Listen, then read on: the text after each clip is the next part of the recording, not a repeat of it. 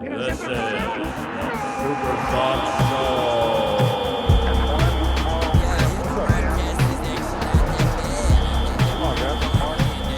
Hey, Super Subs viewers, it's me, Bennett. I'm back here with Sam. Another week 7, I believe. 7 weeks in a row, we've created a video to share with you about the world of soccer, and we're hyped about that. We have a lot we want to talk about this week. I say that every week, but I mean it every week. We've had some Americans who've made their debuts across Europe. We got some talk about Pulisic. We want to talk about the Premier League. We want to talk about some Serie A. We want to talk about Ligue 1.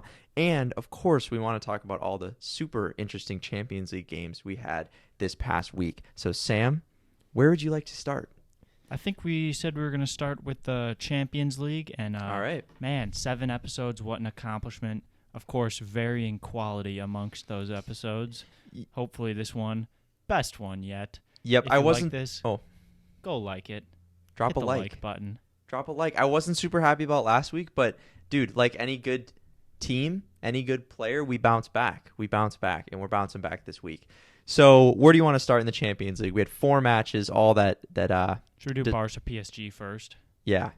What do you got to say about it? It ended in a 1-1 draw, which was 2-5 on aggregate in favor of PSG. So Barcelona out of the Champions League. They're done. They're done. They're out. Messi is out. He scored a beautiful goal. If you haven't seen the highlights from that game, go watch him. But overall, just like really disappointing from Barca. They couldn't. Dembele had probably 4 or 5 chances that he couldn't capitalize on. And they got a lot of that penalty too. So Messi missed the pen. Hit that before halftime. They could be right back in it. Yeah, that would have made it 5-3. I think, right? So yeah, they would have maybe been back in it. And at that point, drawing would mean a win for them because they had so many goals that they needed to score that had they drawn 5-5, they would have won, I believe. No, it would have been a tie. Would it have been a tie? If they Wow. 4-1, then it would have gone to extra time. But even then, if they take it to extra time, that's got to be viewed as a win for them. Totally. So yeah, Barcelona out. I think we knew one of these teams, both these teams were really, really strong, or at least we thought, and one of them had to go out, either PSG or Barca, and it ended up being Barca. So PSG are in the last 8 of the Champions League. Yep. And now the news is already turning to where's Messi going to go in the offseason? Yeah. What are you thinking, Sam? If you had to guess, what are you thinking? I mean, I think PSG or Man City on a 1-year contract, Mm-hmm. maybe a 2-year contract, but I think he's going to try and go MLS in a year or 2, maybe 3. Really? Oh, yeah. Wow, okay.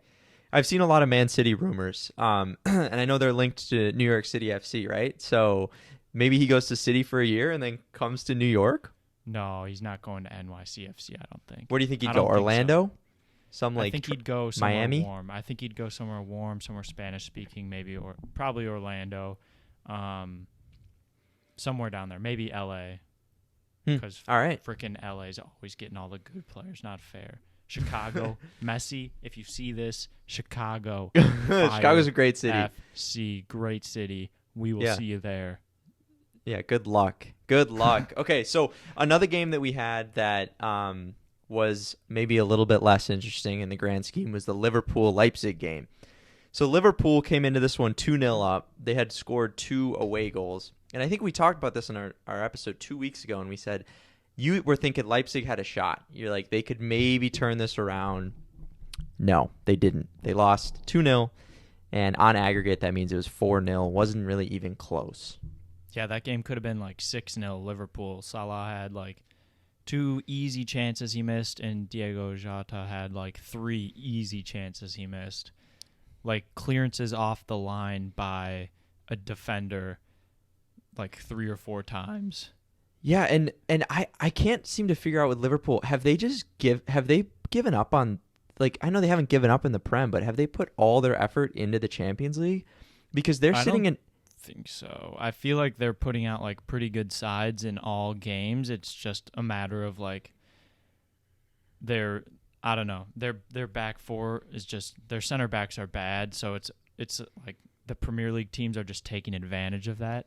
Whereas I think they can convince themselves for Champions League, it's like, all right, this one game we have to win. Whereas the Premier League, it's like game after game after game, and all the teams are coming in there like, let's freaking beat Liverpool. True, but I don't know. I don't know how I feel about it because I think the center back excuse is really getting old to me. It's getting a little old to me. They got Fabinho back. I know they're still missing Van Dijk, who's like literally the best center back in the world, and Joe Gomez. But I just it really and Henderson. That's a huge. But Henderson's he's not even a center back.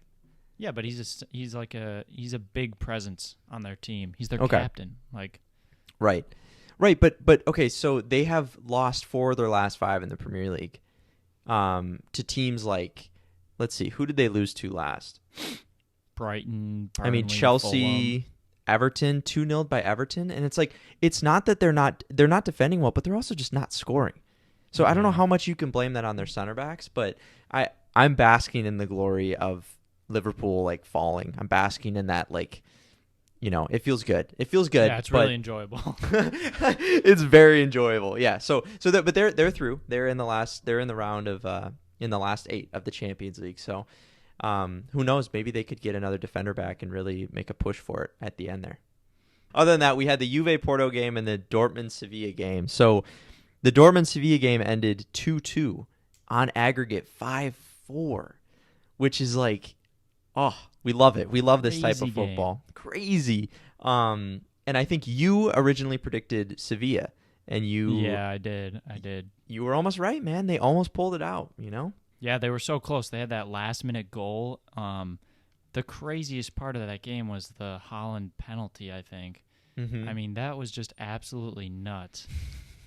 For those of you who didn't see it, you should definitely watch the highlights because that game was absolutely insane. But Haaland hits the penalty, goalie saves it. Then, this wasn't shown till later, but the goalie like runs up in his face and starts yelling at Haaland in his face. And then like play goes downfield, like 2 minutes later, turns out goalkeeper came off his line, penalty's getting retaken. Haaland scores. After he scores, runs at the goalkeeper, yells in his face, and then goes off and celebrates. And the whole Sevilla team didn't see the goalkeeper yell at Haaland, so they thought he was pissed. just being They're a like, dick. What are you doing? Yeah. Dude, dude, Haaland is so funny. Have you ever watched any of his like interviews and stuff? He's just a goon. Yeah, he's a savage. He's kind of like he just answers stuff straight up. Like he's just like he's a young, he's still pretty young, and he's younger than both of us. Yeah, I've never seen like a celebration off a PK where the player's running and the teammates and the other team are both running after him. They were all selling it. It was a group selling. No, but obviously Sevilla, a strong team. We didn't really think they maybe had a chance to win. I think they were your dark horse, I think. Yeah. And I think Dortmund can still be the dark horse. Yeah. Dortmund, dude, Haaland, I don't understand it, man. He just can't stop scoring. I don't understand it. I literally don't understand it. Where do you think he's going to move this summer? It's a great question, man. I mean, you think he'd go to one of the Spanish sides, right? Doesn't it seem like they always are like, oh, Real Madrid? But where'd you like to see him? I don't know. I think it'd be cool if he came to the Premier League. Yeah, I could see him going to Man U or Man City, honestly. Obviously, it has to be a team with a lot of cash. Yeah. Right. Yeah, he's one of the most expensive players in the world right now. I think he's well over. Spurs are going to sell Harry Kane to Man U and then use that money to buy Haaland. Would you be okay with that? I don't know. All right. Harry Kane is Spurs.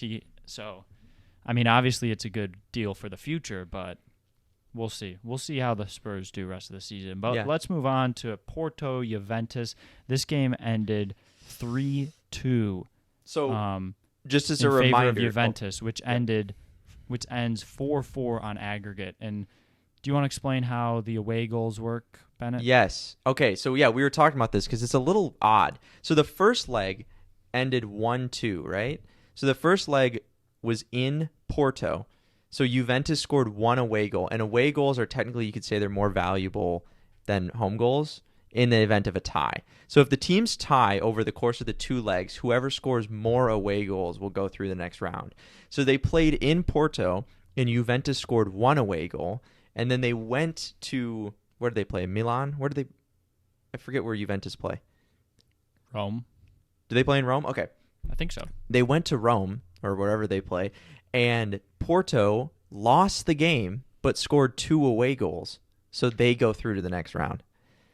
Did I do a good job of the explaining crazy that? part about that game is that it ended 2-1 Juventus, which means that they were tied on aggregate and they had the same amount of away goals. Yep. So they went to the 30 minutes of extra time in which Porto scored a goal and then Juventus scored a goal. So they were still tied on aggregate, but now Porto had more away goals and therefore they went through. No penalties. Porto goes through to the next round. Juventus and Cristiano Ronaldo out. And yeah, the important thing about that was, well, there's two. Number one, Porto scored 2 goals in the first leg, and then Juventus came back and scored a goal, and everyone was like, oh, they can probably go through, right? And then as the game's going on, Juventus scores 2 more and Porto scores 1, so everyone's like, okay, Juventus is going to go into extra time and win it, right? But then Porto scores 1 goal, and it's basically worth 2 goals, because then Juventus comes back and scores another one, and they still don't even draw level, even though it's tied. Crazy. And that even the nature of that goal, like a 30-yard free kick under the wall. And was they it under the wall? Under right? the wall. He's fairly whacked it.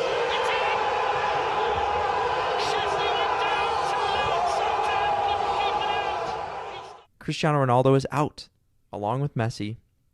Porto are going through to the last 8. The only team in the Champions League currently who are not in one of the top 5 European leagues, and now they're in the last 8. So they're overperforming for sure, don't you think? Yeah, I agree. And I think another crazy thing is that I think it's been since like 2005 or 2006 that Messi and Ronaldo were both out of the Champions League in the round of 16.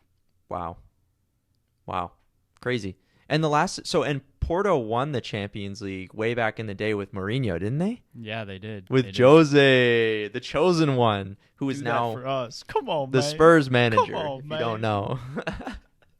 So, very interesting. Going to be fun to watch. We don't know the draw yet, obviously, because the other half of the games are coming up, are being played this coming week. But as soon as we know, I'm sure we'll mention that in our next episode. So that's about it for the Champions League. That's everything we know right now. But yeah, like we said, Porto, Dortmund, PSG, and Liverpool all going through to the next round.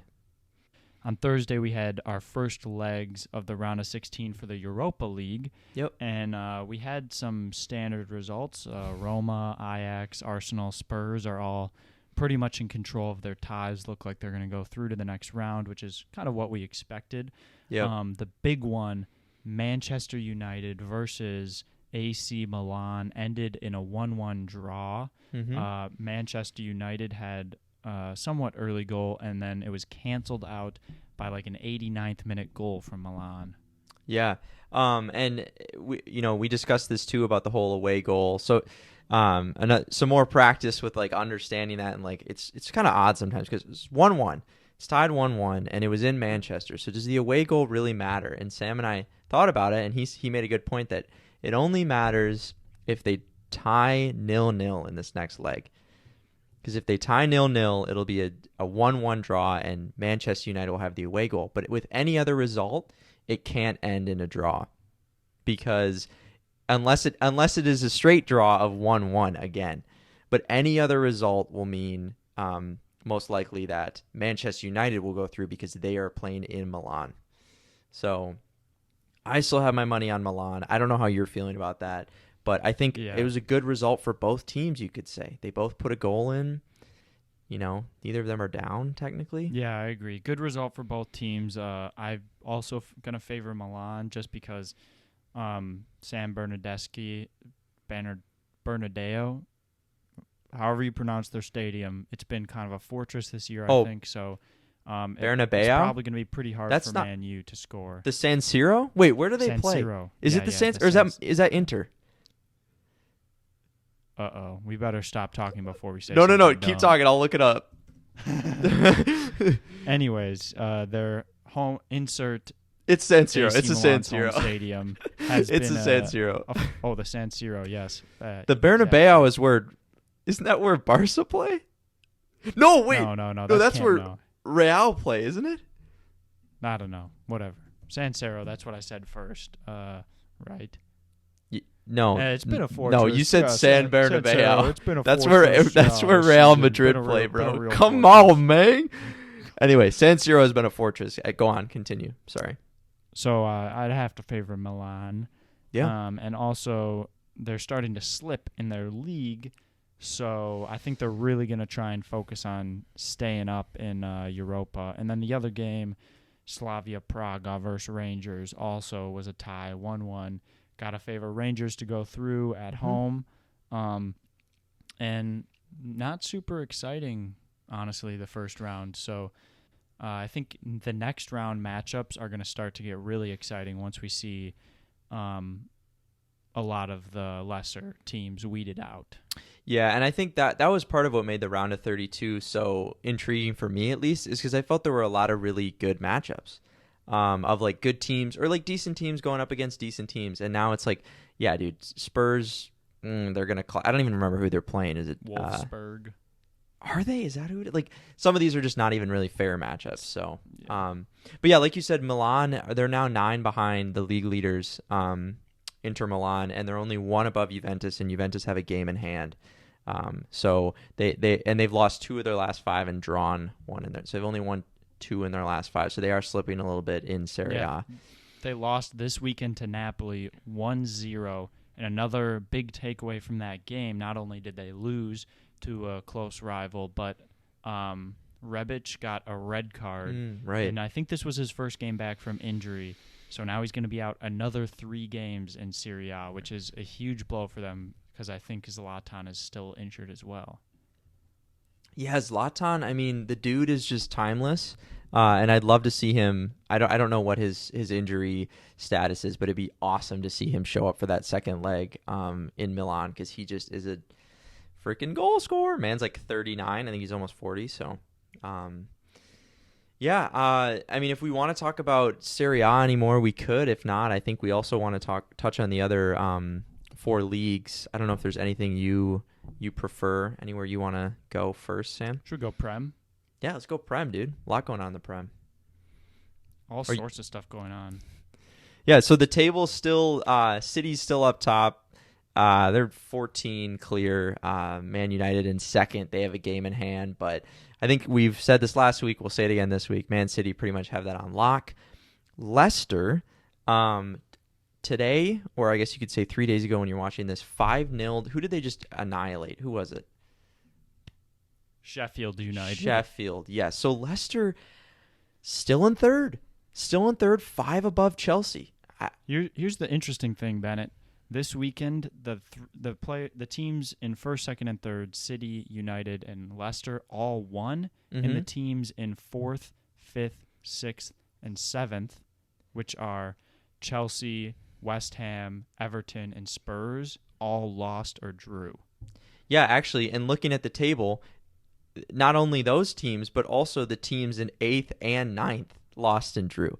So 4th through 9th, you're right, all lost or drew, which is pretty crazy. Chelsea still haven't lost under Tuchel. But they also drew Leeds, which a 0-0 draw, Chelsea versus Leeds, that's one of the craziest results ever. Dude, it's Thomas the Turtle Tuchel, baby. Mans is lit. Yeah, they did have a couple really, really close. Leeds had a goal ruled off for offside that was really close. And it was kind of, Pulisic got his first start under Tuchel, which I think it's been 7 or 8 weeks, and he just got his first start. Played all right. We'll talk more about Pulisic in a little bit here, but I think we're set up like for a really cool finish here. Because 3rd through 7th. Yeah, go ahead. 3rd through 7th are all super tight. And the other key things happening this weekend, we said Everton lost. They lost to Burnley 2-1. Dwight McNeil had a wonder goal. And Brighton beat Southampton 2-1 as well. So Southampton may be getting drawn into the relegation race right now because Brighton needed that win. They were tied with Fulham on 26 points. Now they're 3 points clear of Fulham. Newcastle's on 28 points. And Burnley also getting a win takes them up to 33 points, tied with Southampton. So it is getting tight down there for that last relegation spot. Yeah. And I think any of those teams could plausibly end up going down. I mean, you know what, dude, it's crazy at this point. It's so crazy because we look at, so Fulham on 26, they're in the relegation zone. You know who's only 9 points above them? Wolves, dude. Wolves are only on 35 points. I mean, it's crazy. I think Newcastle could totally be relegated. That's totally a possibility. So it's getting tighter at the bottom and the top, except for Man City and Sheffield. Yeah, the top and the bottom are just getting further and further apart. But yeah, it's going to be Sheffield done. Chris Wilder and Sheffield agreed to part ways finally. I think their team is just, it's going to be chaos for them. And West Brom are also about done. I think they basically need to win out to stay up at this point. Yeah. A lot to overcome. But Fulham, I think, still have a chance. Come on, Fulham. Certainly. They're only 3 behind the 16th place spot. So, I mean, yeah, dude, I would love to see Fulham stay up. I don't want Newcastle to get relegated, but neither do I. Maybe I'd be okay with Brighton getting relegated. Brighton's good, though. I don't want any of those teams to get relegated. Yeah. And Southampton have maybe been in the worst form of all of them. They've lost like 9 of their last 11 Premier League games. Jeez. And the crazy thing is they're still 7 clear of the relegation zone. Well, dude, they were in like 3rd or 4th place, and then they lost like 9 of 11. Yeah. They're lucky they got off to a quick start. So, yeah, the Premier League. So much talent, too. Southampton? Yeah. Ward-Prowse, Vestergaard. Yep. Minamino they have now. Danny Ings obviously has had a few injuries, but Che Adams as well. Their fullbacks are pretty good. I guess they've struggled with injury this season, and they have a big drop-off in their first team and second team. But, like... They have Nathan Redmond, too, don't they? Yeah, they do. They don't have... that Spurs guy. Yeah, they do. Or Spurs, I meant to say Arsenal. Spurs left back. What's Walker his name? Peters? Walker Peters, good guy. The guy that I guessed as a Southampton Academy product, and you were like, dude, no, come on. Yeah, so I mean, yeah, they have talent, but dude, as we see, like the Premier League's freaking crazy. You know, it never disappoints on just teams dropping, going everywhere. It's just crazy. And this next weekend, we have a few cleanup Premier League games, just like making up some extra games that got canceled due to COVID. And then it is the 2-week international break for World Cup qualifying in Europe. So that I'm excited. Up. Yeah, I don't know dude. how many good games they're going to be because it's still the first round. It's they're playing the first 3 games, so there are still a lot of not so good teams that are going to be playing the good teams. Yeah, and it's funny, like all these European teams that like are just horrible.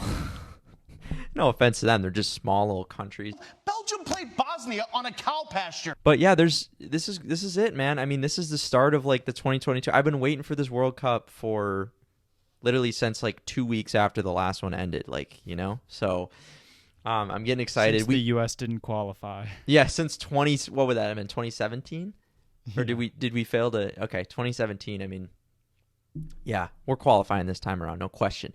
But that brings me to a point about one of our best U.S. players, Christian Pulisic. Sam, do you think he needs to leave Chelsea? There's been a lot of talk. No party? Dude, there's been a lot of talk. All I'm saying is there's been a lot of talk about him not getting his playing time, not starting. Do you think he's Chelsea quality, or do you think he'd be better off moving to maybe a lower team or to a different country? What do you think? My biggest question is, if he leaves Chelsea, where would he go? Where would he fit in? Right. And I think he can be Chelsea quality. And I think there will be Chelsea players leaving this summer after that buying spree. I think it's a question of who's going to stay and fight for their place and who's going to get sold off. And in that case, like, who is going to have the money to be buying these players over the summer? That's another question. That's a great, yeah. So I did see, and I don't know if this is confirmed or not, but I saw today that like the Chelsea board, like they said they wouldn't even entertain offers for Pulisic. Like, they're like, he's staying. No question. And I'm like, okay, so I want him to play as a left winger. There's no way they're getting rid of Werner, who they've been playing on the left wing for like a few weeks now. Or Mount. Mount's incredible. I would, if I was Chelsea, I would never get rid of him. He's probably one of their best players. What do you get rid of? Do you get rid of Ziyech? Do you get rid of, who else is there, man? Hudson-Odoi. Oh, the fans would be They're pissed. stacked. They're Yeah, so stacked. but okay, the way I see it is dude, here's what I see, honestly. Hudson-Odoi plays on the right, Pulley plays on the left, Werner plays in the middle with Giroud, maybe, like they alternate. Or like, I guess Marcus Alonso, he could leave. but then where does that open? Does that open up Pulisic to be a left wing back? Because he did play. He started at right wing back. Did you see that over the weekend? That's where he started. Yeah, that was weird. And I'm like, why? So I don't know what that does for Pulisic. I don't really trust Tuchel. But then I think about it. I'm like, wouldn't it be better if he just played for like Everton and played every week? Seriously. Yeah. Played every week. That's not a bad idea. Got minutes, bro. Dude, what if he even played for like Wolves? Played every single week. Got minutes. Dude, he wouldn't fit in Wolves. He's not Portuguese. So I don't know, man. I think he needs to get playing time. I don't like the thought of him sitting on the bench. I think players like Anthony Robinson, who plays as left back for Fulham, a guy who plays every week, he is more suitable as like an option at the World Cup than Pulisic is if Pulisic's not playing, you know? Playing time is what matters. Yep, and not in form either. Yeah, he's not playing great. He has one goal. He's not playing good. He has one goal and one assist the whole season, and he started like most of the season before Tuchel. He's got to get his swagger back. Got to get that drip drop back, baby. I think I got my swagger back. Oh man. So yeah, I don't know, man. I think he might have to move, or we'd have to see some other players move from Chelsea. That's the way that I see it. But speaking of Americans overseas, we did have Brian Reynolds. You know who Brian Reynolds is? FC Dallas right back, I believe. Right or left back? I think he's a right back. Okay. He got his first appearance for Roma this weekend. Yeah, I didn't know that. Yep. So that's great to see. We actually have a lot of depth at like the fullback position. So, we got, oh gosh, putting myself on the spot here, but we got Dest at right back. We got Anthony Robinson at left back. We got Reggie Cannon, who could play left back. Brian Reynolds could play right back. DeAndre Yedlin, if he maybe wants to play for us. I think we have some depth there. So it's good to see that he got his first playing time for the first team in Rome. So we love that. It's the American wave. The American wave. Yeah, we're probably going to win the World Cup, if it keeps going like this. If we keep having people on the bench at Chelsea, bro, we got a good chance at winning the World Cup. Well, we were talking about that the other day. That Yesterday. The U.S. is starting to get the same caliber quality as a lot of the other mid-range to good international teams. And that's amazing to see. The only problem with it is, so I was comparing it to something in the Premier League table where you have Man City or you have, like I said, Everton, I guess. Two really good teams. But what's the difference between them? Well, if Man City gets two of their best players injured, they still have world-class players to come in and take their spot because their bench is crazy. But if Everton has two or three of their best players injured, then their team is not nearly as good. And it's kind of similar in that respect where like England, France, Belgium, these teams have so many people that they can call up and fill in. But the U.S. doesn't have that same wealth of options. Right, and I think that there's two ways to look at it, which is number one is, if you want to be positive, spin it positively and what we were kind of mentioning is France, they have thousands of players who are probably, I don't want to be mean, but are probably would start on our U.S. men's national team, thousands. I mean, they got kids all over the place getting minutes, but they only get to choose about 20 players, So all those extra players that they have that are really good, it doesn't really matter. As long as the U.S. can put up 20 really good players, that's all we need. And I think that's maybe the positive way to look at it is, France is exponentially more skilled or has more quality overall and more players. But we only need to put up 20 good players. But then, like you said, the downside to that is, can we even put up 20? Like, can we even put together a squad? And if we get injuries, do we have a chance? You know, who's our second best keeper? I don't know. Who's our second best cam? Who's second in line to Pulisic? Who? I don't know. No one. You know. But it doesn't matter if Pulisic gets injured. We're screwed. Right. My point. Exactly. That's my point. Is That's like the problem. who's our Yeah, second that's in the line? problem. Who do we have? Like, we put all of our money behind like McKennie. Like McKennie, like one of the best performing midfielders in Serie A. If he's hurt, bro, we don't have a backup for that. You know. So it's tough. Anyway, actually, I have a little quiz for you, Sam. Where do you think FIFA right now has the U.S. ranked in their like kind of power rankings? 26. Yeah, you're pretty close. 22nd. So I look at this, and we're so right up ahead of us is Sweden, Senegal, Poland, Wales, Chile, Switzerland, and I'm like, dude, all those teams Are good. they're all really good, but we have talent. Like, can you name 5 Chilean players? Vidal, Old. Alexis Sanchez. Old. Um, My point who's their being, keeper. they don't have a lot of superstars. You know what I'm saying? Yeah. Well, Um, they do. No, they don't. They don't have a lot, but yeah, they're similar. They where have two a couple 33 plus. superstars. Exactly. Yeah. Yeah. Okay. So like Wales is 18th. I mean, you could say they have Gareth Bale, Aaron Ramsey, Ben They got Davies. Ben Davies. I bro. knew it, dude. I knew Ben you were gonna. Davies. Ooh, Come on, man. Come on, man. It's so good. So, anyway, I'm hopeful. I feel like we're definitely gonna qualify. They got who else does Wales have? They got Daniel James. Dude, young Dan James. They have Wayne Hennessy.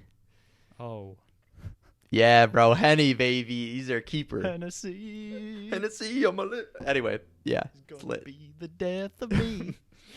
Anyway, you know who's ranked first right now? It's kind of whack. Belgium? Yeah, No, dude. wait. what? Brazil. No, France. Brazil. It's Belgium. Germany. It's Belgium. Ah, dude. Germany's ranked, bro. They got Germany at 13th, bro. Come on, man. They got Denmark above Germany, bro. They're gonna regret that, and dude. Christian Eriksen, Dude. legend. Ugh. Wait, who does what's his name play for? Holland. Who does Holland? play for? Holland. He plays for Norway. I don't even think they're Norway. like on here. They're in 44th. They're ranked 44th. But he also has his fellow jeez. countryman Ødegaard also plays. So that could be an He interesting. scored today against Spurs. That rat bastard. Oh, do we want to talk about that Spurs game? No. The Kane we're free all- kick just. all G. Okay. Anything else we want to hit on? Anything else we want to just About it. touch on real quick? So we got by the time this episode's coming out, you will have seen the Man City Gladbach UCL game, the Real Atlanta game. Unless I edit this Fine. super fucking fast, bro. Holy nut! Get it bro. done tonight. No, I'm not doing that. Lazio and Chelsea Atletico are Yeah. on Wednesday. Then Thursday we have Europa League action, the second legs of the round of 16, and then like I said, there are a few scattered Premier League games next weekend. But other than that, there's a 2-week international break. For World Cup qualifiers. Yeah, so if you want our take on any of those Europa League games, any of the Champions League games, next weekend, or I guess early next week, we'll be having an episode kind of wrapping up the round of 16 when the Champions League and giving a preview for what's to come. So stay tuned. The round of 8 for Europa and Champions League coming up. Get me excited. Yeah. Ooh. Sheesh. That's about it. I think that's about it, man. That's everything we wanted to talk about, right? Yep. Drop a comment if we just completely missed something. MLS season starting in a few weeks. I'm sure we're gonna be talking about that, but I think we covered just about everything that's happened. So That is all for this episode. We will see you guys next week. Same place, same time. Make sure to leave a like, tell your friends, follow us on Instagram, subscribe to the channel, do what you need to do to help us out. come on, man. Come on now, dog. Anyway, All right. Goodbye. peace.